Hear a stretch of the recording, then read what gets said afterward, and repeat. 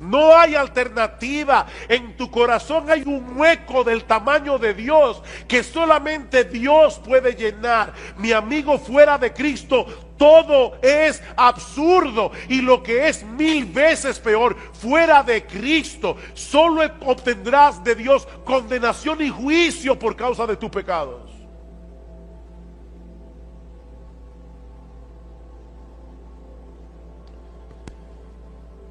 Miren, hermanos, hay frases que en el mundo evangélico se repite tanto y tanto y tanto, que se convierten en clichés, y nosotros dejamos de percibir la verdad que hay detrás de esas frases que se repiten una y otra vez.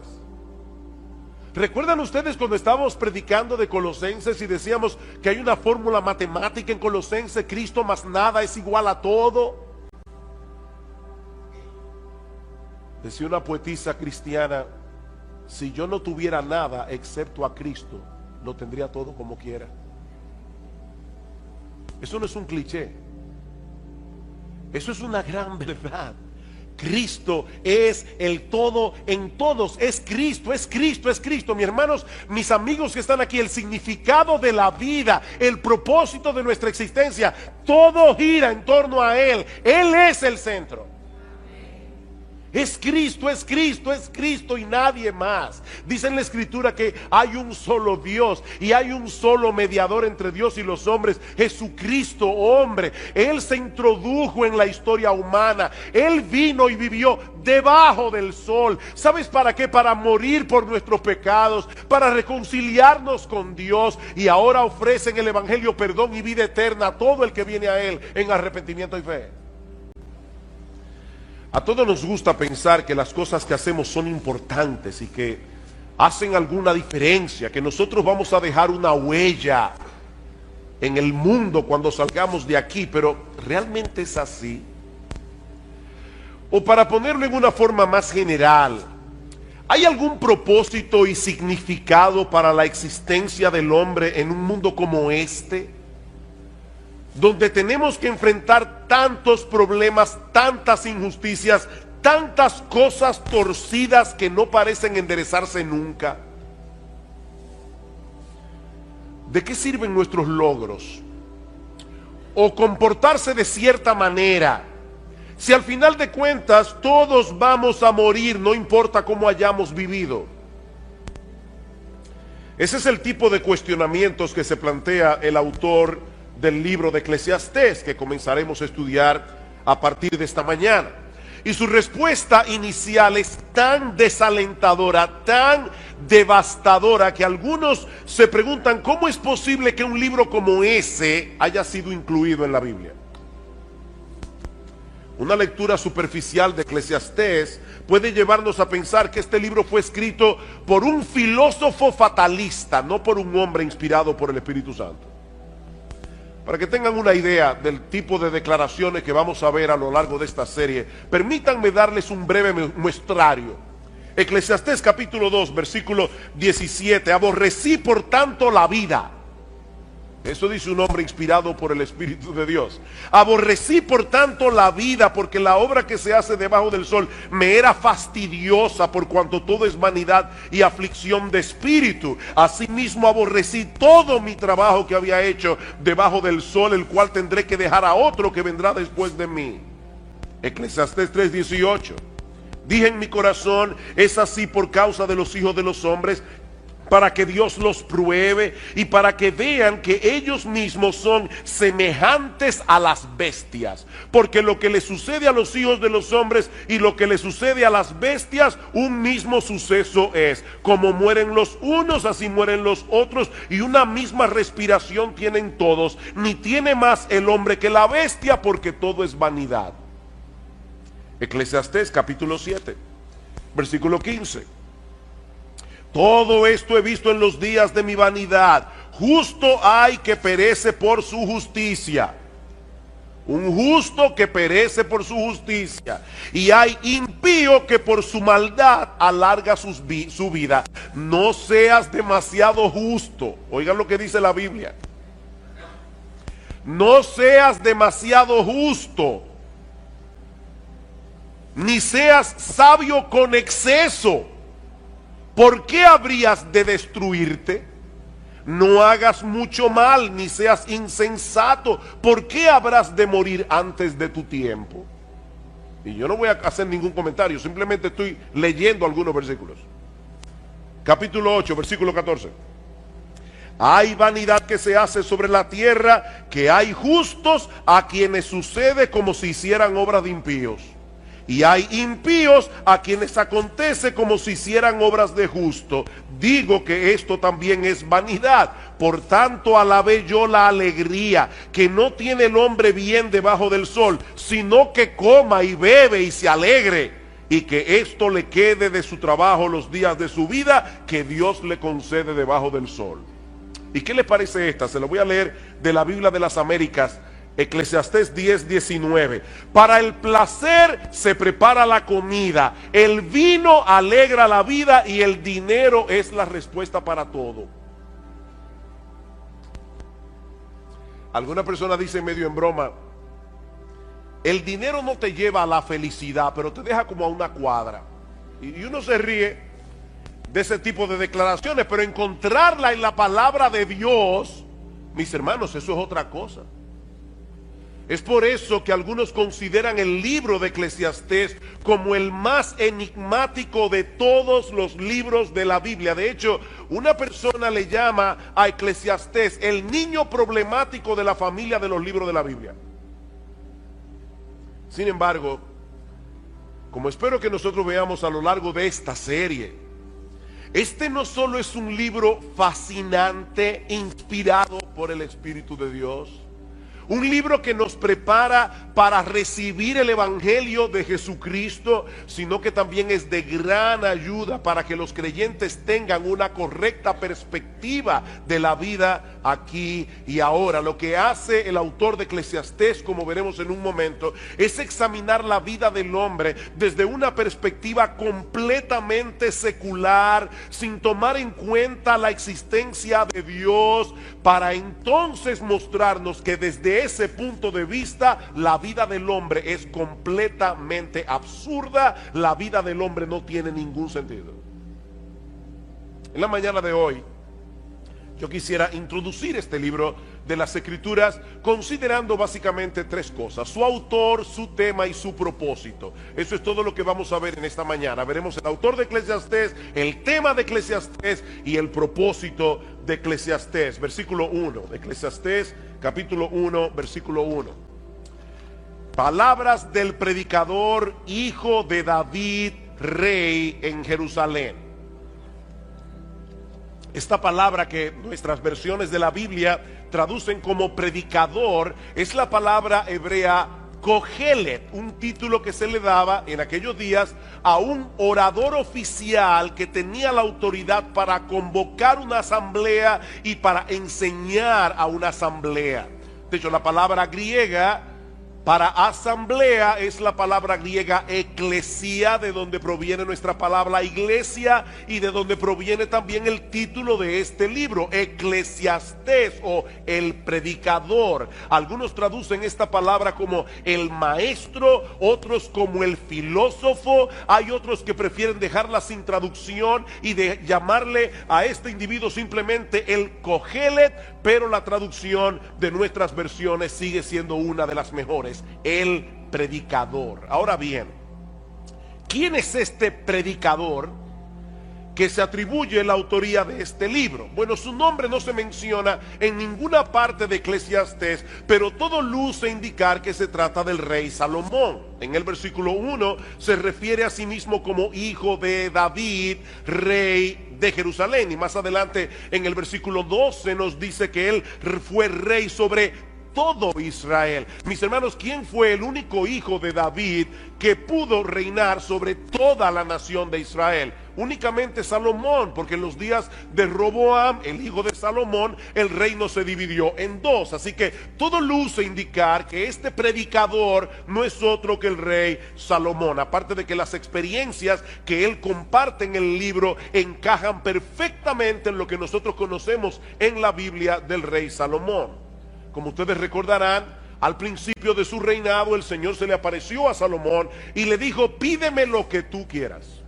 Y Salomón le pidió un corazón entendido para juzgar a tu pueblo y para discernir entre lo bueno y lo malo. Él pudo haber pedido muchas cosas, pero lo que le pidió a Dios fue sabiduría. Y dice en el versículo 10: y agradó delante del Señor, Primera de Reyes 3, que Salomón pidiese esto. Y le dijo Dios: porque has demandado esto y no pediste para ti muchos días, ni pediste para ti riquezas, ni pediste la vida de tus enemigos, he aquí que te he dado corazón sabio y entendido, tanto que no ha habido antes de ti otro como tú, ni después de ti se levantará otro como tú. Y aún también te he dado las cosas que no pediste, riquezas, gloria, de tal manera que entre los reyes no haya ninguno como tú en todos tus días. Y si anduvieres en mis caminos, guardando mis estatutos y mis mandamientos como David tu padre,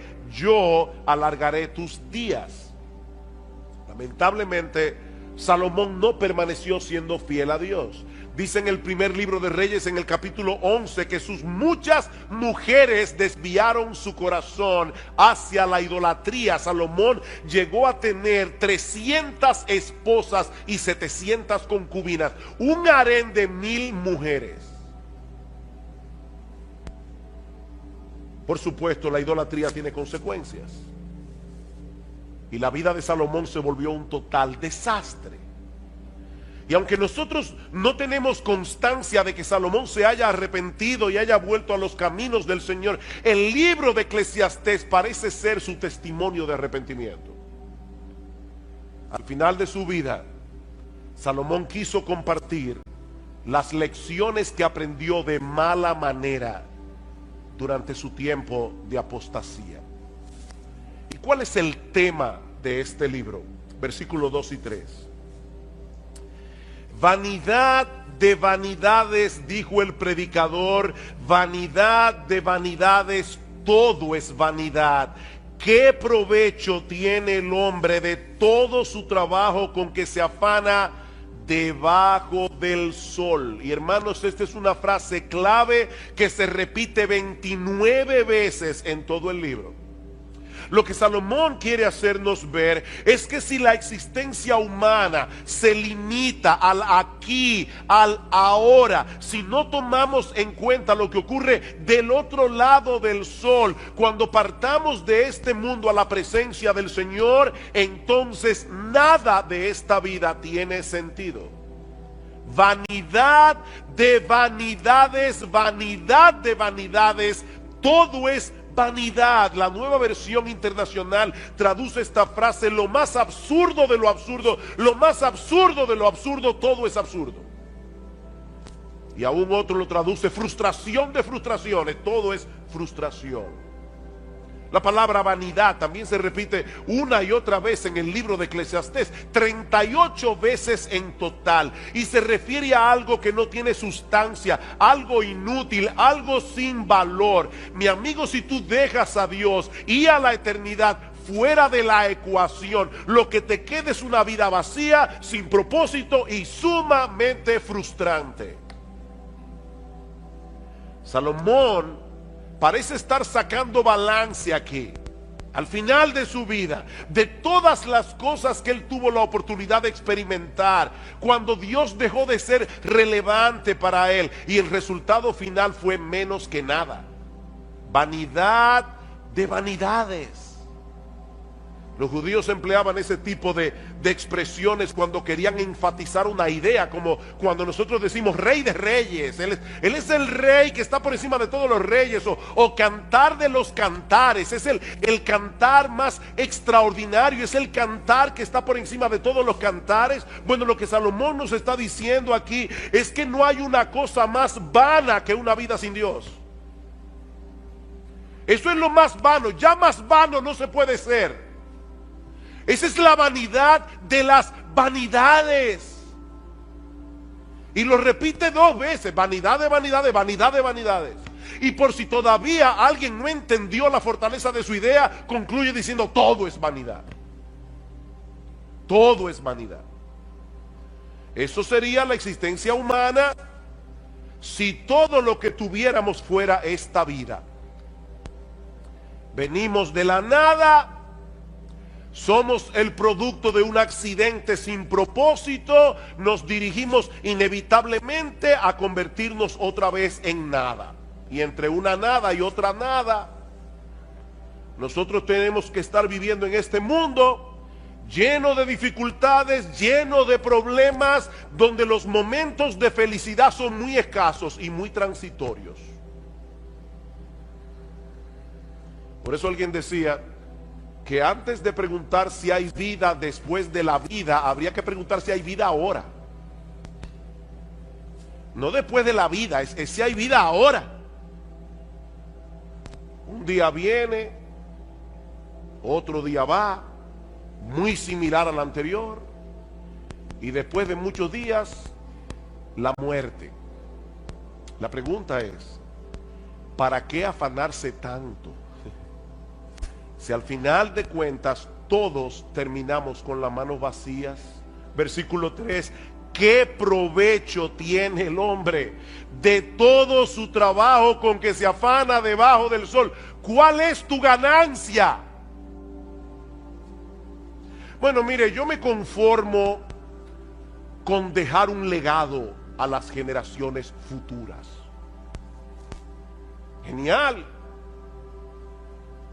Pero ¿de qué te sirve eso a ti? Decía el cineasta Woody Allen: yo no quiero alcanzar la inmortalidad a través de mi obra. Yo quiero alcanzarla no muriéndome. El problema es que no tenemos esa alternativa. No tenemos esa alternativa. Todos tenemos una cita ineludible con la muerte. Y lo que Salomón nos está diciendo aquí es que si contemplamos la vida sin tomar en cuenta lo que trasciende la temporalidad de este mundo, todo se vuelve fatigoso, todo se vuelve frustrante. Eso es lo que él pasa a probar a partir de los versículos 4 al 11, usando algunos ejemplos de la creación y de la experiencia humana. Versículo 4, generación va y generación viene, mas la tierra siempre permanece. Una generación se va levantando, la otra va envejeciendo. Y a veces tenemos la sensación de que algo está pasando, algo está cambiando entre una generación y la otra. Pero esa generación que está surgiendo ahora, mañana estará en el mismo lugar donde nosotros estamos hoy. Cuando yo contaba la historia de la iglesia nuestra, de esta iglesia, siempre decía que nosotros comenzamos un grupito de 12 jóvenes y 3 señoras mayores. Hasta que un día mi esposa me dijo: mi amor, ¿tú te has puesto a pensar que las famosas 3 señoras mayores tienen menos edad que la que tú tienes ahora? Tenían en aquel momento, cuando comenzó la iglesia, menos edad que la que yo tengo ahora. Y yo seguía llamándole a una persona mayor, de 40 y pico de años. Claro, yo tenía 22. Y los que se levantarán después de nosotros repetirán el mismo ciclo otra vez. No porque la historia humana sea cíclica, como dicen algunos, sino porque en el fondo el hombre sigue siendo el mismo. Ahora tenemos computadora, tenemos internet, tenemos muchísimas cosas, pero el hombre sigue siendo el mismo. Escuchen este comentario. Los muchachos de ahora aman el lujo, se comportan de una forma inapropiada, desacatan la autoridad y no muestran respeto hacia los que son mayores que ellos. ¿Verdad que parece una declaración muy actual? Eso lo dijo Sócrates en el siglo V antes de Cristo. ¿Y qué le parece esta de Pedro el Ermitaño? Pedro el Ermitaño nació en el 1050, murió en el 1115. Los jóvenes de hoy solo piensan en sí mismos, no tienen ninguna reverencia hacia sus padres, o los ancianos se impacientan ante toda la restricción y hablan como si lo supieran todo.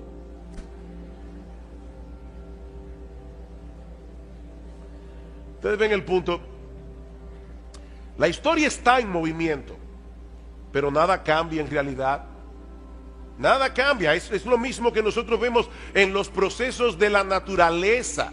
A pesar de la diversidad y los cambios que nosotros vemos a nuestro alrededor, la naturaleza es sorprendentemente uniforme en su funcionamiento. De hecho, eso es lo que permite que hagamos ciencia. Los científicos pueden evaluar los procesos de la naturaleza porque todo se repite una y otra vez. Versículo 5, sale el sol, se pone el sol, se apresura a volver al lugar de donde se levanta, el viento tira hacia el sur y rodea el norte, va girando de continuo y a sus giros vuelve el viento de nuevo. Los ríos todos van al mar y el mar no se llena. Al lugar de donde los ríos vinieron, allí vuelven para correr de nuevo. El sol salió esta mañana, se va a poner esta tarde, así será mañana y pasado mañana y dentro de 10 meses y dentro de 100 años. La misma rutina. Y lo mismo ocurre con el viento. El viento se mueve constantemente en una serie de circuitos que nosotros no podemos entender del todo y que tampoco cambiará con el paso de los siglos.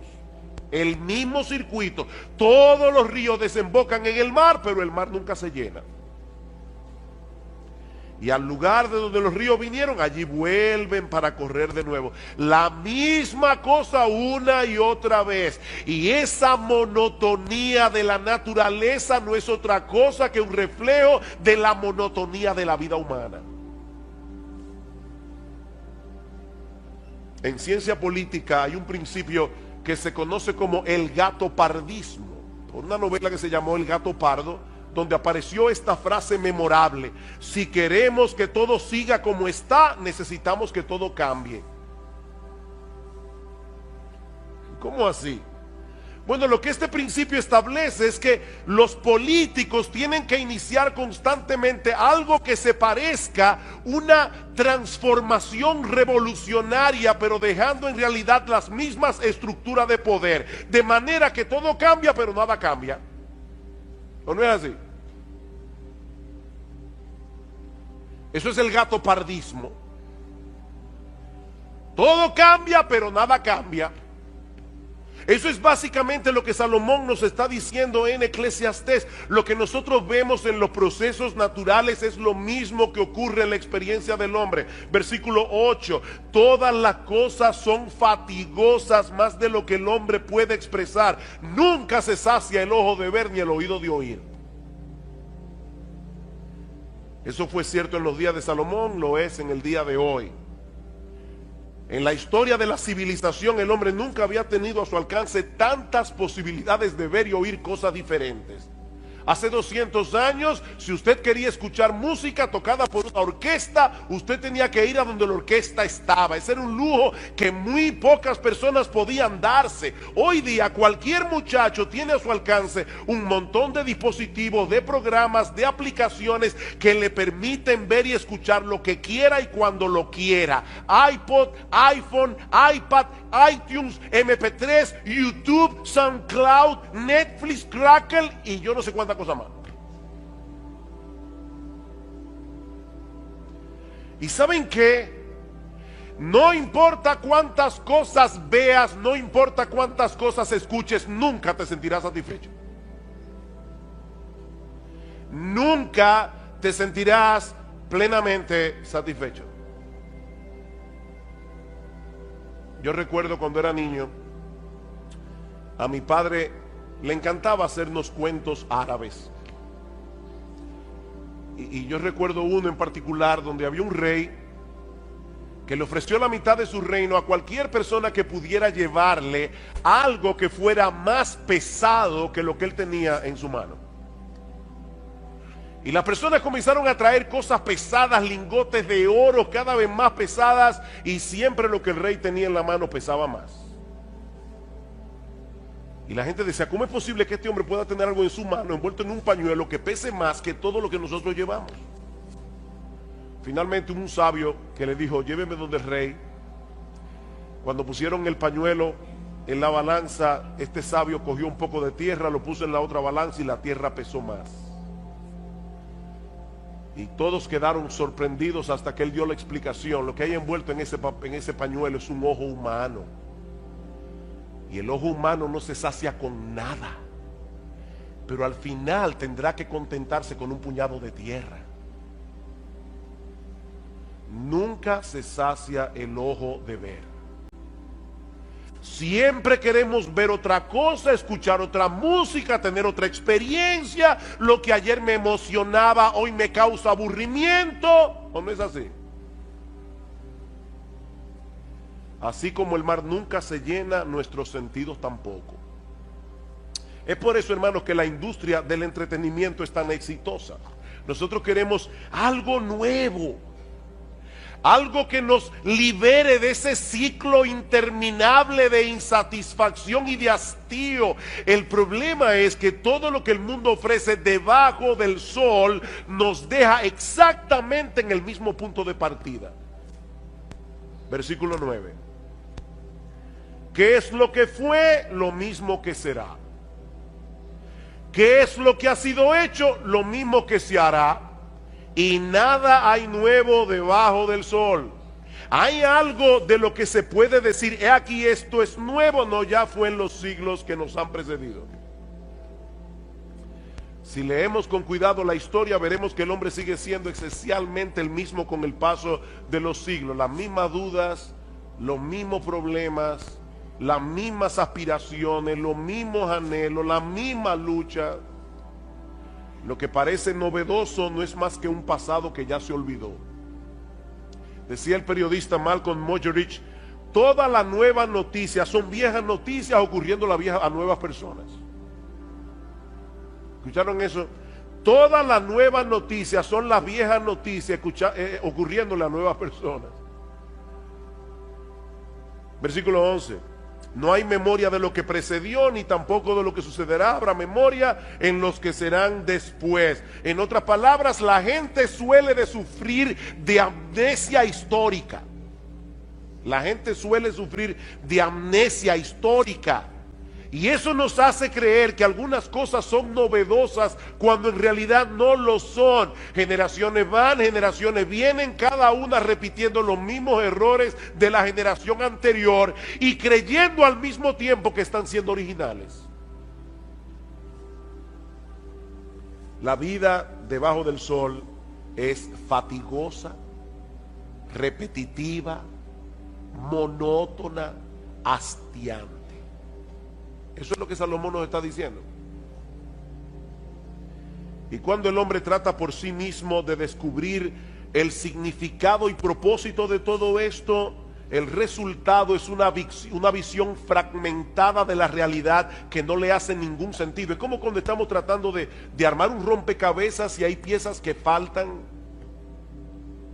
Vanidad de vanidades, dijo el predicador, vanidad de vanidades, todo es vanidad. Ahora bien, ¿y cuál es el propósito de este libro?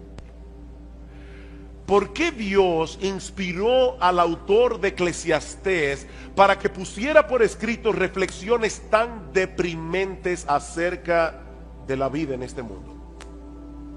Eso nos lleva a nuestro tercer y último encabezado. Ya vimos el autor del libro, el tema del libro. Veamos ahora su propósito. Y yo creo que el apóstol Pablo nos muestra incidentalmente por qué se escribió el libro de Eclesiastés. Dice en Romanos capítulo 8 versículo 20 que la creación fue sujetada a vanidad. Otra vez la misma palabra. La creación por causa del pecado fue sujetada a producir lo que no sirve. La creación fue sujetada a no dar todo el potencial que tiene dentro, no por su propia voluntad, sino por causa del que la sujetó en esperanza. En el libro de Eclesiastés, Salomón quiere que sintamos el peso de lo absurda que resulta la vida debajo del sol, destruir en nosotros toda esperanza de encontrar propósito, significado o satisfacción en ninguna de las cosas que este mundo ofrece, para entonces llevarnos de la mano a poner toda nuestra esperanza únicamente en Dios. Ese es el propósito. Él quiere destruir todo aquello que pueda ser una esperanza para ti. Cualquier cosa. Dice un comentarista, la función de Eclesiastés es llevarnos a ese punto en el que empezamos a temernos que esa sea la única conclusión posible, es decir, que todo es vanidad. Nos vemos así enfrentados a la cruda realidad de que nada tiene sentido, nada de lo que hay debajo del sol tiene valor. Pero ¿saben qué, mis amados hermanos? Nosotros sabemos que hay un Dios que está sentado en su trono por encima del sol, gobernando todo lo creado para su gloria y para el bien de su pueblo. Y eso hace toda la diferencia del mundo. Mis hermanos, ese Dios no solo ha prometido libertar su creación de la vanidad a la que fue sometida por causa del pecado, como dice Pablo en Romanos 8, sino que también nos permite contemplar ese mismo escenario que Salomón nos presenta en Eclesiastés, pero desde otra perspectiva completamente diferente. Vamos a introducir a Dios ahora en Eclesiastés capítulo 1. Y vamos a ver qué pasa. Vamos otra vez a Salomón. Vamos a meternos en la mente de Salomón. La única diferencia es que ahora vamos a meter a Dios en la ecuación. Y vamos a ver qué pasa. El salmista David, el padre de Salomón, nos dice en el Salmo 19:1: los cielos cuentan la gloria de Dios, el firmamento anuncia la obra de sus manos. El universo es un gran libro disponible para todo el que lo quiera leer, que nos habla de la grandeza, el poder y la majestad de nuestro Dios. Un día emite palabra a otro día, una noche a otra noche declara sabiduría. No hay lenguaje ni palabras, ni es oída su voz, pero por toda la tierra salió su voz y hasta el extremo del mundo sus palabras. Y ahora escuchen: en ellos, en los cielos, puso tabernáculo para el sol, y este, como esposo que sale de su tálamo, de su cama por la mañana, se alegra cual gigante para correr el camino. El mismo sol que Salomón pone como ejemplo de la monotonía de la vida, nos da un mensaje completamente distinto cuando Dios está detrás del proceso. Ese ciclo solar testifica de la gloria, el poder, el gozo. Dice que se alegra cual gigante, el gozo y aún la bondad de nuestro Creador, que hace salir su sol sobre malos y buenos y que hace llover sobre justos e injustos, como dice Cristo en Mateo 5:45. Así que si leyéramos apropiadamente el mensaje que el sol comunica, ¿saben qué pasaría? Que no dejaríamos nunca de alabar a Dios. Dice en el Salmo 113: desde el nacimiento del sol hasta donde se pone, sea alabado el nombre de Jehová. Si todos los hombres reciben igualmente el beneficio de la luz del sol, ¿no debieran todos darle la gloria y la alabanza al único que le corresponde? Ven ustedes, hermanos, el mismo sol, pero contemplado desde otra perspectiva. Y lo mismo podemos decir de los otros ejemplos que usa Salomón en Eclesiastés. Sí, los ciclos de la naturaleza son repetitivos. Ahora la pregunta es, cuando nosotros colocamos a Dios en el panorama, ¿qué nos enseñan esos ciclos repetitivos de la naturaleza? Son un testimonio contundente de la sabiduría y la fidelidad de nuestro Dios. Dice en el Salmo 104:10: tú eres el que envía las fuentes por los arroyos, van entre los montes, dan de beber a todas las bestias del campo, mitigan su sed los asnos monteses, a sus orillas habitan las aves de los cielos, cantan entre las ramas, él riega los montes desde sus aposentos, del fruto de sus obras se sacia la tierra. Nosotros le llamamos a esto las leyes de la naturaleza. Esa es una expresión que nosotros usamos simplemente para tratar de dar a entender cómo es que Dios opera, porque es Dios el que mantiene la naturaleza funcionando. Él es el que envía la lluvia. Si Dios no quiere, mañana no sale el sol, porque Él es Dios. Y ya lo detuvo en Gabaón, Él puede hacerlo otra vez. Pero es Dios, nuestro buen Dios, el que está cuidando la tierra. Es Dios el que está detrás de todos esos ciclos repetitivos. Así que, mis hermanos, si nosotros vemos la naturaleza y no vemos a Dios, el mensaje que la naturaleza nos comunica es totalmente desalentador. Pero de repente introducimos a Dios en la ecuación y todo cambia drásticamente. De repente todo tiene sentido. Salomón nos dice en Eclesiastés 1:8 que el ojo nunca se sacia de ver ni el oído de oír. Pero alguien dijo muy sabiamente: el ojo no se satisface hasta que no ve la mano de Dios, y el oído no se satisface hasta que no escucha su voz. Mis ovejas oyen mi voz, dice el Señor en Juan 10:27, y yo las conozco y me siguen, y yo les doy vida eterna, y no perecerán jamás, ni nadie las arrebatará de mi mano. Yo soy el pan de vida. El que a mí viene nunca tendrá hambre, y el que en mí cree no tendrá sed jamás. Ustedes se dan cuenta, hermanos, del contraste tan marcado que hay entre Eclesiastés y el Evangelio. Por un lado, vanidad de vanidades, todo es vanidad. Por el otro lado, yo he venido para que tengan vida y para que la tengan en abundancia. Juan capítulo 10, versículo 10. Salomón nos dice en Eclesiastés 1:9 que no hay nada nuevo debajo del sol. Y luego pregunta en el versículo 10, ¿hay algo de lo que se puede decir, he aquí, esto es nuevo? La respuesta es, sí lo hay. ¿Hay algo nuevo? Sí lo hay, sí lo hay. Siempre y cuando contemplemos a Dios en el centro de todo. Ese es el punto. Sí lo hay. Hay un nuevo pacto en la sangre del Señor Jesucristo. Dice en Lucas 22:20, un nuevo pacto por medio del cual todos nuestros pecados son perdonados. Un nuevo pacto donde Dios nos concede de pura gracia el don de la vida eterna. Sí hay algo nuevo. Dice en Ezequiel capítulo 36 que Dios promete darnos un nuevo corazón para que podamos reverenciarle como es debido, para que podamos obedecer sus mandamientos. Dice en 2 Corintios 5:17 que si alguno está en Cristo, nueva criatura es. Sí, Salomón, hay algo nuevo. Dios me hizo nuevo, Dios me transformó, Dios me libertó del pecado. Si alguno está en Cristo, nueva criatura es. Las cosas viejas pasaron, he aquí todas son hechas nuevas. Hay algo nuevo, sí, Salomón dice en Efesios 4:24 que Dios nos ha dado un nuevo hombre, creado según Dios en la justicia y santidad de la verdad. Y por si todo esto fuera poco, dice en Apocalipsis 21:5, y el que estaba sentado en el trono dijo, he aquí yo hago nuevas todas las cosas. Todas las cosas. Queridos hermanos, algún día todo será nuevo.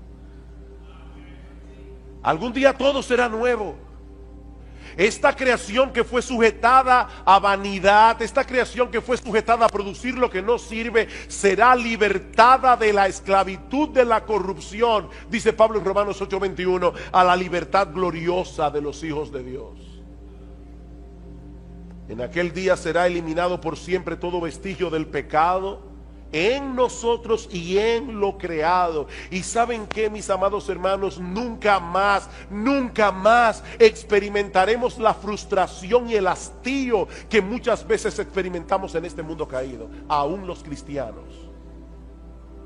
O tú nunca te aburres, tú nunca te hastías, nunca te sientes frustrado.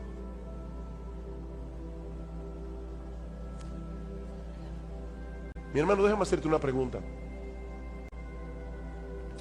¿Cuál es la perspectiva con la que tú usualmente contemplas la vida? ¿Te colocas en la posición de aquellos que viven sin esperanza y sin Dios en el mundo? A veces yo escucho a los creyentes con tantas quejas que uno se pregunta, ¿dónde está Dios? ¿Dónde está Dios? ¿Cuál es tu perspectiva de la vida, mi hermano? ¿Eres tú de aquellos que aún siendo cristiano, redimido por la sangre del Cordero, contemplan la vida desde la perspectiva de aquellos que viven sin esperanza y sin Dios? ¿O te levantas por encima de lo que tus ojos ven debajo del sol para contemplar todas las cosas a través de la presencia omnipresente de Dios en el mundo? Miren, hermanos, no hay que ser un incrédulo para perder de vista a Dios. De hecho, en la época de Salomón, el ateísmo no se conocía. Eso era algo extraño. Salomón no está diciendo que vamos a contemplar la vida desde el punto de vista del ateo. Basta simplemente con que tú creas en Dios, pero no lo tomes en cuenta. No hay que ser un incrédulo para perder de vista a Dios. Sobre todo cuando las cosas no están saliendo como nosotros quisiéramos. Pero Dios sigue estando en su trono, dando un sentido y propósito a todas las cosas, para que al final de la historia todas redunden para su gloria y para el bien de su pueblo. Miren, mis hermanos, Dios se va a salir con la suya. Nadie puede frustrarlo. Él tiene un plan, y en ese plan nuestro bendito, glorioso, extraordinario, inefable, incomparable, inmutable Señor y Salvador Jesucristo se llevará toda la gloria. Dios amó de tal manera al mundo que dio a su Hijo unigénito. Este es uno de los versículos más conocidos, más memorizados y más citados de toda la Biblia, y es fácil entender por qué. No me viene a la mente otro texto de las Escrituras que en una forma tan breve, tan sencilla, resuma todo el contenido de la revelación bíblica como lo hace este texto. En estos días estuve conversando con un taxista que tenía una Biblia en su carro, y yo le pregunté por qué tenía interés en la palabra de Dios. De hecho, yo lo invité, yo no sé si está aquí esta mañana, pero su respuesta fue algo como esto: yo encuentro en la Biblia palabras de aliento y de sabiduría. Y es verdad. Ningún otro libro del mundo puede dar al hombre la sabiduría y el consuelo que la Biblia da, porque solo la Biblia es la palabra inspirada de Dios. Pero Dios, le decía yo a esta persona, Dios no nos dio su palabra simplemente como un consejero o como un ansiolítico. La Biblia es la revelación de una sorprendente historia de amor, resumida en una forma extraordinaria en este famoso versículo del Evangelio de Juan. Y lo que yo quiero hacer en esta mañana es desempaquetar este texto bíblico y resaltar sus componentes principales para que podamos apreciar en su justa dimensión el inmensurable amor de Dios manifestado a través de la persona y la obra de nuestro Señor Jesucristo. Niños que están aquí, esta palabra inmensurable no es una palabra común. Esta palabra significa algo que no se puede medir. El amor de Dios es inmensurable. El amor de Dios no se puede medir. Y lo primero que Juan nos muestra en este texto, para que podamos ver cuán grande es el amor de Dios, ¿cuál es el objeto de ese amor? Porque de tal manera amó Dios al mundo. Dios amó al mundo. Ahora, muchas personas leen esta declaración como si Juan estuviera diciendo que el amor de Dios es tan grande que abarca a todos y cada uno de los seres humanos que han vivido, viven y vivirán en este mundo. Según algunas estadísticas que estuve leyendo recientemente, en el mundo han nacido hasta la fecha unas 70,000 millones de personas. Y quién sabe cuántas más nacerán antes de que la historia humana llegue a su fin. Pero el amor de Dios es Tan grande, nos dicen algunos, que Él envió a su Hijo a morir por todas y cada una de esas 70,000 millones de personas. Así de grande es el amor de Dios. Y aunque parezca sorprendente que Dios pueda amar a tantas personas, alguien decía que nadie puede ser amigo íntimo de más de 3 personas. Eso es lo máximo de intimidad que uno puede tener, dice una persona. 3. Y esta persona dice, bueno, el amor de Dios es tan grande que abarca más de 70,000 millones de personas. Pero yo no pienso que esa sea la medida que Juan está usando aquí para mostrarnos la grandeza del amor de Dios. No olvidemos, mis hermanos, que ese Dios que amó de tal manera al mundo es infinito y es perfecto en todos sus atributos. Dios no tiene límites de ningún tipo en ninguna de sus capacidades. Dice el profeta Isaías, y hablando obviamente en un lenguaje figurado, que toda el agua de todos los océanos cabe en el hueco de la mano de Dios. Cuando llegue a su casa, trata de ver cuánta agua usted puede poner en el hueco de su mano. Bueno, Isaías dice en Isaías capítulo 40, toda el agua de todos los océanos, de todos los ríos, de todos los lagos que hay en el planeta caben en el hueco de la mano de Dios. De hecho, Él midió el universo con el palmo de su mano. O sea, Dios hace así y ya abarca el universo entero, con todas las galaxias. Y por si todo eso fuera poco, Él conoce por nombre cada una de las estrellas, de cada una de las galaxias, de todo el universo, dice Isaías. Tal es la grandeza de su fuerza y el poder de su dominio. Así que no podemos medir la grandeza del amor de Dios tomando como punto de referencia la cantidad de personas que pueblan nuestro planeta. Eso sería tan sorprendente como el hecho de que un levantador de pesas olímpico pueda levantar un grano de arroz. Esa unidad de medida no es suficiente para medir la grandeza del amor de Dios. Pero no solo eso. Aquellos que interpretan la palabra mundo de tal manera que abarque a todos los hombres que han vivido, viven y vivirán en el planeta sin darse cuenta, y estoy seguro de que sin quererlo, terminan empequeñeciendo y limitando el amor de Dios. Permítame explicar a qué me refiero.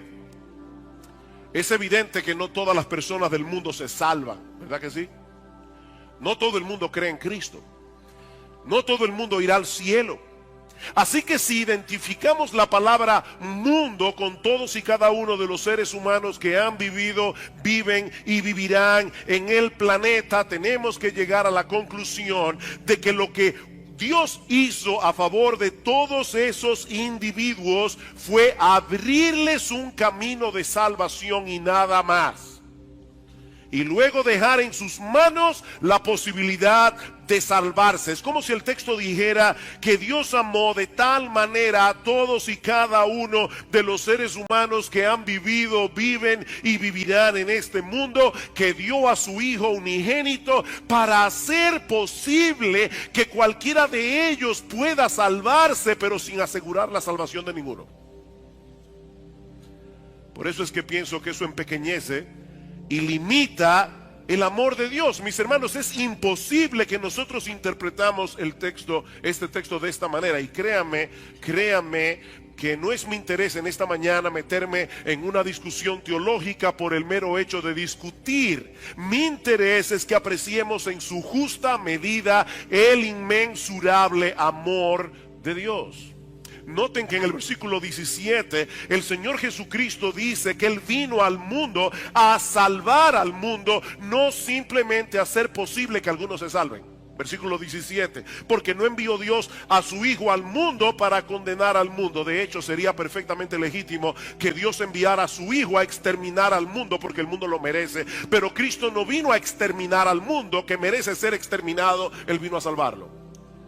A salvarlo, no simplemente a hacer posible su salvación. No envió Dios a su Hijo al mundo para condenar al mundo, sino para que el mundo sea salvo por Él. De hecho, esa es la razón por la que Jesús se llama Jesús Dice en Mateo capítulo 1 versículo 21, la palabra Jesús significa Jehová salva. Él se llama Jesús porque Él salvará real y efectivamente a su pueblo de sus pecados. Él no vino a hacer posible que tal vez, quizás, en una remota posibilidad algunos se salven. No, Él vino a salvar. Él vino a salvar. Por eso se llama Jesús. Pero por el otro lado, mis amados hermanos, si Dios dejara en nuestras manos la decisión final de aceptar a Jesús, nadie sería salvo. Porque ningún hombre en su estado natural está inclinado a creer en Jesús. Ningún hombre en su estado natural está inclinado a someterse a su autoridad. Escuchen lo que sigue diciendo el versículo 18. El que en él cree no es condenado, pero el que no cree ya ha sido condenado porque no ha creído en el nombre del unigénito Hijo de Dios. Y esta es la condenación, que la luz vino al mundo, pero los hombres amaron más las tinieblas que la luz. ¿Quiénes amaron más las tinieblas que la luz? Todos y cada uno de los seres humanos que han vivido, viven y vivirán en este mundo.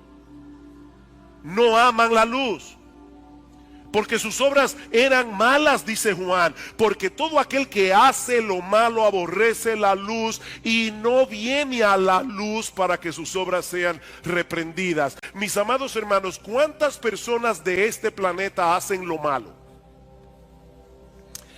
Todos y cada uno de las personas que viven en este planeta. Dice Pablo en Romanos capítulo 3 versículo 12 que en todo este mundo no hay una sola persona que haga lo bueno. No hay ni siquiera uno. Así que si el Señor se hubiera limitado a enviar a su Hijo a morir por todos los habitantes del planeta y luego hubiera dejado en nuestras manos la decisión final de la salvación, nadie hubiera sido salvo. Pero Cristo vino a salvar al mundo, no simplemente a crear la posibilidad de que alguien se salvara.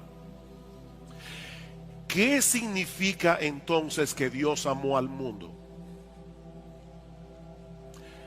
Miren, mis hermanos, yo espero en el Señor que Él me dé la capacidad de impresionarlos en esta mañana.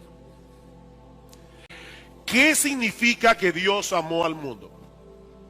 Bueno, cuando Juan usa la palabra mundo en su evangelio, generalmente es para referirse al sistema de maldad imperante en el mundo y que se opone radicalmente a Dios y a sus caminos. Hace poco nosotros estuvimos estudiando aquí el discurso del aposento alto, los capítulos 13 al 16 del evangelio de Juan.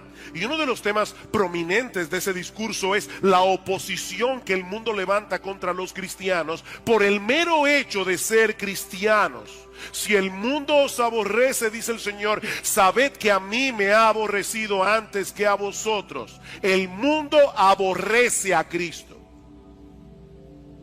y por consiguiente el mundo aborrece a todos aquellos que siguen al Señor. Pero fue precisamente por amor a ese mundo de maldad, por amor a ese mundo en pecado, por amor a ese mundo que lo aborrece, que Dios el Padre envió a su Hijo. Dice Benjamin Warfield que lo que Juan quiere mostrarnos en este texto no es que el mundo es tan grande que hace falta mucho amor para abarcarlo todo, sino que el mundo es tan malo que hace falta un amor muy grandioso para amarlo en su totalidad y mucho más amor para amarlo tal como Dios lo amó al dar a su Hijo por él. Ese es el énfasis del texto. Ese Dios, sigue diciendo Warfield, cuya santa justicia se inflama de indignación ante la visión de toda iniquidad y cuya absoluta santidad se aparta con horror ante cualquier impureza. Ese Dios ama a este mundo en pecado a pesar de todo. De tal manera que ha dado a su Hijo unigénito para que muera por él. Y eso nos lleva de la mano al segundo aspecto que se resalta en este texto. Y es lo que Dios estuvo dispuesto a hacer por amor a ese mundo pecador. Porque de tal manera amó Dios al mundo que ha dado a su Hijo unigénito. Lamentablemente los editores de la Reina Valera del 60, que la mayoría de ustedes usan, dividieron este pasaje colocando un título entre los versículos 15 al 16. ¿Se dan cuenta? Y eso puede llevarnos a perder de vista el flujo de pensamiento de este pasaje. Pero noten, mis hermanos y amigos que están aquí en esta mañana, que Juan 3:16 comienza con un porque. Un porque de tal manera. Lo que quiere decir que Juan 3:16 está conectado con el diálogo de Jesús con Nicodemo que se relata en los versículos anteriores y sobre todo con los versículos 14 y 15. Nosotros veíamos la semana pasada que el Señor está haciendo alusión en esos versículos a un episodio muy conocido en la historia de Israel para ilustrarle a Nicodemo la naturaleza de su misión en el mundo. En un momento en que los israelitas habían pecado gravemente contra Dios, camino a la tierra de Canaán, fueron castigados por medio de serpientes venenosas que mordían al pueblo. Los israelitas reconocen su pecado y le piden a Moisés que interceda por ellos. Y como respuesta a su oración, Dios le ordena hacer una serpiente de bronce, para que todo aquel que mirare a la serpiente después de ser mordido fuera librado de los efectos mortales del veneno. Y ahora el Señor le dice a Nicodemo que esa serpiente de bronce levantada por Moisés en el desierto no era más que un símbolo de su propia muerte en la cruz del Calvario. Versículo 14. Y como Moisés levantó la serpiente en el desierto, así es necesario que el Hijo del Hombre sea levantado en la cruz, para que todo aquel que en él cree no se pierda, mas tenga vida eterna. Eso es lo que se supone que celebramos en la Navidad. Que el Rey de Gloria se hizo hombre para asumir nuestra culpa en la cruz del Calvario. El justo murió por los injustos, dice Primera de Pedro capítulo 3 versículo 18. ¿Y por qué Dios envió a su Hijo a morir en una cruz, a convertirse en pecado y en maldición, para echar fuera de nuestras vidas el pecado y la maldición? Porque de tal manera amó Dios al mundo. Esa es la explicación. Es tal la intensidad del amor de Dios que pudo vencer su propia animadversión hacia la pecaminosidad del mundo y entregar lo que Él más ama por un mundo que lo odia. Eso es lo increíble. Dios pudo vencer su propia animadversión hacia la pecaminosidad del mundo y entregar por ese mundo lo que Él más ama a pesar de que el mundo lo odia. Esa es la gran enseñanza de Juan 3:16. Fue por amor que Dios entregó a su Hijo unigénito. Por ese mundo que le dio la espalda. Por ese mundo que pisotea su ley moral constantemente. Miren, mis hermanos, por la forma como el mundo celebra el nacimiento de Cristo en estos días, es obvio que el mundo no entiende qué fue lo que sucedió en Belén hace 2000 años. El mundo no lo entiende. Y Dios sabía de antemano que eso iba a ocurrir. Dios sabía de antemano que el mundo no apreciaría en su justa dimensión la dádiva de su amor, pero aún así entregó a su Hijo. Por amor a ese mismo mundo. Y por favor, creyentes que se encuentran aquí hoy en esta mañana, no olviden ni por un momento que todos nosotros pertenecíamos a ese mundo antes de venir a Cristo en arrepentimiento y fe. Tú y yo éramos parte de ese sistema. En ese mismo texto que citábamos en Juan capítulo 15, dice en el versículo 19, si fuerais del mundo, le dice Cristo a sus discípulos, si fuerais del mundo, el mundo amaría a los suyos, pero porque no sois del mundo, antes yo os elegí del mundo, por eso el mundo os aborrece. Ustedes también pertenecían al mundo, pero yo los escogí, yo los saqué de ese sistema de maldad para que sean míos, y es por eso que ahora el mundo los aborrece. De manera, mis hermanos, que la única razón por la que hoy estamos en Cristo y ya no pertenecemos al mundo no es porque nosotros éramos menos malos que los demás, éramos más inteligentes. Cuando nos predicaron el evangelio, de inmediato nosotros captamos la verdad que estaba detrás de ese mensaje y lo abrazamos de todo corazón. No, de hecho, es muy probable que la razón haya sido exactamente otra. Dios estaba buscando lo más vil, lo más necio, y te encontró a ti y me encontró a mí. Dice 1 Corintios capítulo 1. No, esa no fue la razón por la que nosotros hoy estamos en Cristo. Nosotros estamos hoy en Cristo porque Dios nos amó cuando nosotros no lo amábamos. Dice en 1 de Juan capítulo 4 versículo 19 que nosotros le amamos a Él porque Él nos amó primero. En otras palabras, el amor de Dios nos conquistó. El amor de Dios venció nuestra hostilidad. El amor de Dios nos atrapó y nos atrajo con cuerdas de amor a la cruz del Calvario. Y Él continuará haciendo eso con muchos otros pecadores hasta que Cristo regrese en gloria, manteniendo abierta la puerta de la salvación de par en par a través de la predicación del evangelio. Y eso nos lleva al tercer elemento que debemos resaltar en este pasaje: la extensión del amor de Dios. Porque de tal manera amó Dios al mundo que ha dado a su Hijo unigénito para que todo aquel... ¿Escuchaste esa frase?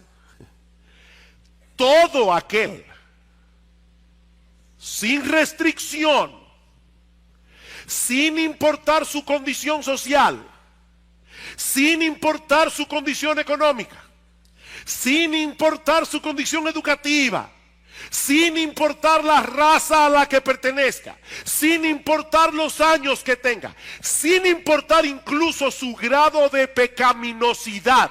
Todo aquel, el amor de Dios vence todas las barreras, el amor de Dios vence todos los prejuicios, es un amor que no discrimina.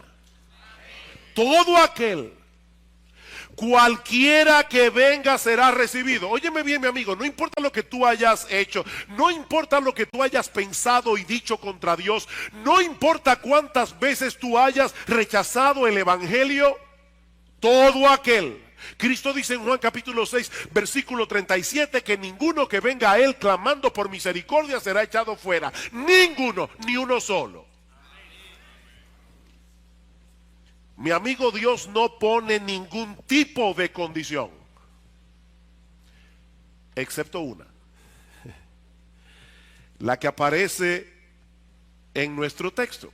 Y eso nos lleva al cuarto elemento del pasaje: la exclusividad del amor de Dios. Porque de tal manera amó Dios al mundo que ha dado a su Hijo unigénito para que todo aquel que en Él cree, todo aquel que en Él cree. El llamado del evangelio es universal y al mismo tiempo exclusivo. Nadie puede disfrutar del amor redentor de Dios a menos que crea en su Hijo. No existe ninguna otra condición, pero sin esa condición nadie puede ser salvo.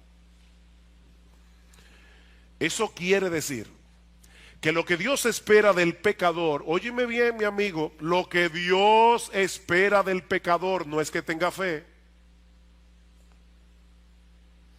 Hay gente que dice, yo soy muy espiritual, yo tengo mucha fe. Mira, déjame decirte algo, hay gente que le tienen pavor a los aviones, pero si alguien se va en Yola a Puerto Rico, con toda seguridad, y otro se va temblando en un avión, es más probable que el que tiene poca fe llegue, y el otro termine comido de tiburones en el canal de la Mona. Así que el asunto no es el tamaño de la fe, es el objeto de la fe. No, aquí no dice simplemente que debemos tener fe. Mi amigo, déjame decirte algo muy importante. La fe en sí misma es completamente inútil, a menos que descanse en el objeto correcto. En los años 60, Elvis Presley popularizó una canción titulada en inglés I Believe, yo creo. Y en una de las estrofas decía: cada vez que escucho llorar a un bebé recién nacido, o toco la hoja de un árbol, o miro al cielo, entonces sé porque yo creo. El problema es que la canción no aclara creer en qué, o creer en quién. Pero el llamado que encontramos en este pasaje es muy puntual, es muy claro. Todo aquel que cree en el Hijo unigénito de Dios. Versículo 14 otra vez. Como Moisés levantó a la serpiente en el desierto, así es necesario que el Hijo del Hombre sea levantado, para que todo aquel que en Él cree, no se pierda, mas tenga vida eterna. Porque de tal manera amó Dios al mundo, que ha dado a su Hijo unigénito, para que todo aquel que en Él cree no se pierda, mas tenga vida eterna. Porque no envió Dios a su Hijo al mundo para condenar al mundo, sino para que el mundo sea salvo por Él. El que en Él cree no es condenado, pero el que no cree en Él ya ha sido condenado, porque no ha creído en el unigénito, en el Hijo unigénito de Dios. ¿Sabes lo que eso significa, mi amigo? Que si tú estás confiando en Cristo y en tu iglesia, en Cristo y en tu religión, tú no crees en Cristo. Lo que eso significa es que si tú estás confiando en Cristo y en tus buenas obras, en Cristo y en tu obediencia a los mandamientos, tú no crees en Cristo. Si tú estás confiando en que vas a llegar al cielo a través de Cristo y de María, a través de Cristo y de los santos, mi amigo, tú no crees en Cristo. Creer en Cristo, y esto es importante subrayarlo, creer en Cristo es creer en Cristo y en nadie más, ni en ti, ni en tu iglesia, ni en tu religión, ni en tu decencia, ni en nadie más. Es creer en Cristo y solo en Cristo.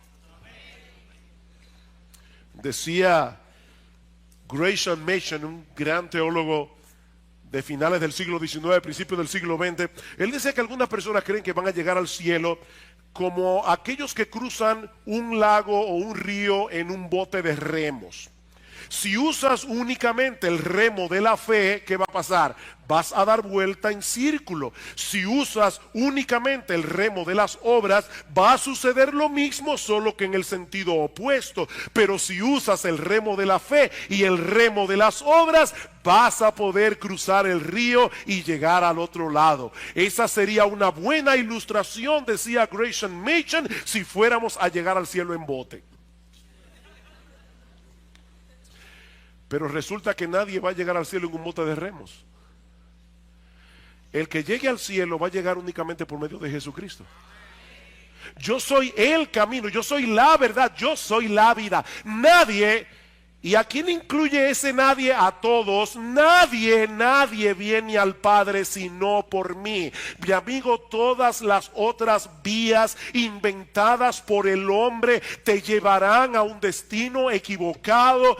No importa lo sincero que puedas ser en tu creencia. Si te tomas un negro eterno, para los que no saben, eso es un veneno. Pues si te tomas un negro eterno o un trespasito creyendo que es un jugo de naranja, te vas a morir igual, no importa la fe que tengas. Dicen Proverbios que hay caminos que al hombre le parecen derecho, pero su fin es camino de muerte. De hecho, y yo sé que si lo que yo he dicho hasta ahora puede sonar extraño, esto sí que va a sonar extraño. El asunto ni siquiera radica en el hecho de que creas en Cristo. ¿Me oíste bien? El asunto ni siquiera radica en el hecho de que creas en Cristo. Es que creas en Cristo tal como Él es presentado en el Evangelio. ¿Y cómo Cristo es presentado en el Evangelio? como el único que puede salvar a los pecadores y satisfacer plenamente tu alma inmortal.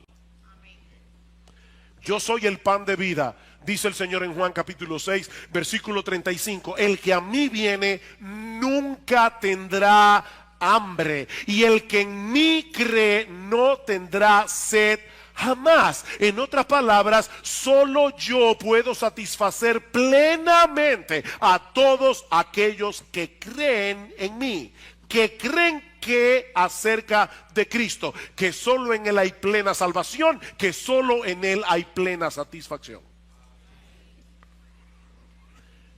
Así que no tiene sentido que alguien diga creer en Cristo, y mucha gente dice creer en Cristo. No tiene sentido que alguien diga creer en Cristo si al mismo tiempo no ve a Cristo como un tesoro de incalculable valor por el que vale la pena perderlo todo. Si tú no ves a Cristo de esa manera, tú no crees en Cristo. Los que creen en Cristo son personas que ven a Cristo como un tesoro de incalculable valor por el cual vale la pena perderlo todo. Es así como el Señor describe la conversión en Juan capítulo 13, versículo 44. El reino de los cielos es semejante a un tesoro escondido en un campo, el cual un hombre halla, lo esconde de nuevo y gozoso por ello va y vende todo lo que tiene y compra aquel campo. Él encontró un tesoro, Cristo. Él esconde el tesoro y va donde el dueño y le dice: ¿cuánto tengo que darte por el campo? Mira, no vas a poder comprármelo porque tienes que darme tu vida entera. No hay problema, eso es una ganga. Para obtener a Cristo no hay ningún problema. Dice, también el reino de los cielos es semejante a un mercader que busca buenas perlas, que habiendo hallado una perla preciosa, fue y vendió todo lo que tenía y la compró. A veces uno le está predicando el evangelio a las personas, dicen: ¿y qué yo tengo que dejar para ser cristiano? Mire, cuando alguien le haga esa pregunta, sígale predicando, porque él no ha entendido. Él no ha entendido. Uno de los grandes problemas de muchos púlpitos en el día de hoy es que llevan a las personas a hacer una decisión por Cristo, pero presentándolo como una especie de póliza de seguro. Vas a tener una vida feliz, una vida exitosa, tu matrimonio será pleno, tus hijos serán obedientes, siempre tendrás salud, y para colmo, cuando mueras vas al cielo. No, mira, déjame decirte algo. Es muy probable que si te conviertes a Cristo y tu esposo o tu esposa no se convierte, vas a tener un problema mayor en tu casa. Es probable que si te conviertes a Cristo y tus hijos no se convierten, vas a tener un serio problema en el seno de tu familia. Y aún así vale la pena seguir a Cristo. No, Cristo no es un medio para lograr un fin. Él es el fin. Él es la meta a la que Dios quiere llevarnos a través de la fe. Y eso nos lleva al último elemento que encontramos en este texto. Y es el resultado del amor de Dios. Escuchen otra vez. Porque de tal manera amó Dios al mundo, que ha dado a su Hijo unigénito, para que todo aquel que en Él cree no se pierda, mas tenga vida eterna. He ahí las únicas dos opciones para toda la raza humana: salvación o perdición. Y óyeme bien, mi amigo, si tú estás aquí en esta mañana, debes entender que tú estás en uno de los dos grupos. No hay tres, no hay cuatro, solo dos: salvación o perdición, vida eterna o condenación. Y lo que hace la diferencia es únicamente la fe en nuestro Señor Jesucristo.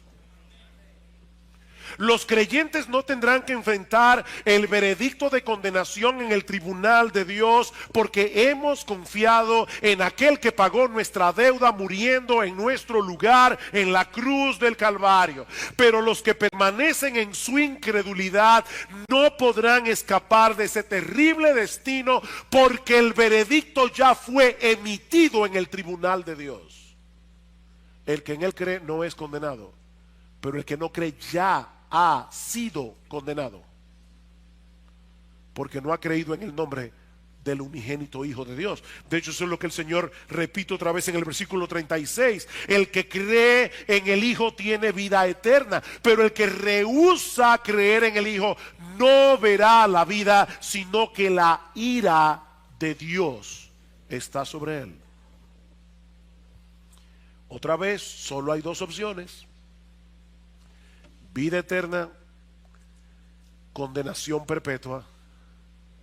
Y la línea que demarca y separa un destino del otro es el Señor Jesucristo. Es el que cree en el Hijo el que tiene vida eterna. Y por si acaso, eso no significa simplemente que los creyentes vivirán por los siglos de los siglos. Los impíos también vivirán por los siglos de los siglos en el infierno. No, la vida eterna no es una vida que no se acaba nunca. Hay personas que ven la vida eterna como una especie de antibiótico espiritual que nos libra de la muerte. No, lo que ese término vida eterna significa es que los que creen en Jesús vivirán en una deleitosa comunión con el Padre y con el Hijo por los siglos de los siglos. Juan capítulo 17 versículo 3: y esta es la vida eterna, que te conozcan a ti, el único Dios verdadero, y a Jesucristo a quien has enviado. Esa es la vida eterna. Como decíamos recientemente en un mensaje, el Señor no define la vida eterna en términos de tiempo, sino de relación. De hecho, Juan capítulo 1, versículo 1, en el principio era el verbo era con Dios, el verbo era Dios, todas las cosas por Él fueron hechas, y sin Él nada de lo que ha sido hecho fue hecho. En Él estaba la vida, y la vida era la luz de los hombres. ¿Qué es la vida? El Espíritu Santo trae su luz, abre nuestros ojos y nos hace ver lo hermoso, maravilloso, extraordinario que es nuestro Señor Jesucristo. La vida eterna es tener comunión con Él. Por eso alguien decía: el cielo es el cielo porque Cristo va a estar allí. Y aún el infierno sería el cielo si Cristo estuviera allí. El cielo es el cielo porque Cristo estará allí. Todo aquel que cree en Jesús.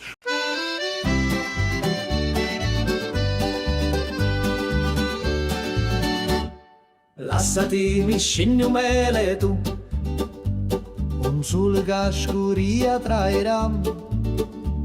Mi dissi vieni con me stasera, una sera che pari a magia, una cantina che duravamo stu, lugori mio, gli incidetti tutto.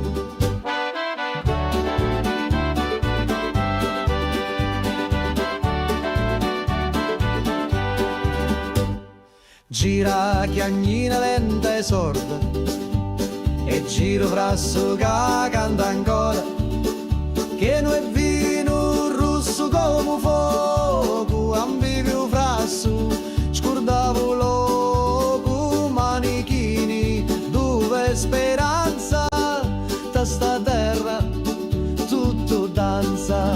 Prega Maria che pazzo millico, mi persi sotto i panni rossi, c'era una croce fatta d'olivi, mi dai sopra senza scusa. Prega Maria, non sa ciucciù, se era morio era tabù. Ammuzzo tutto frasso, scioglieva cori come passo. C'era notte in vento, con una luna appesa senza pentimento, una voce mi chiamava.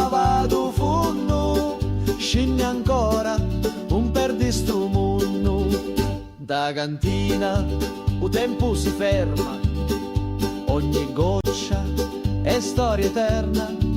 Cutti a me lato, cutti a me cori, sti di cacciato non mori, scuro fora, ma luci dintra, a voci to, sempre mi senta. Prega Maria che faccio milico, mi persi su dai panni rossi, in c'era una croce fatta d'olivi, mi dai sopra senza scusa. Prega Maria, un saccio giù, si era morito, era tabù.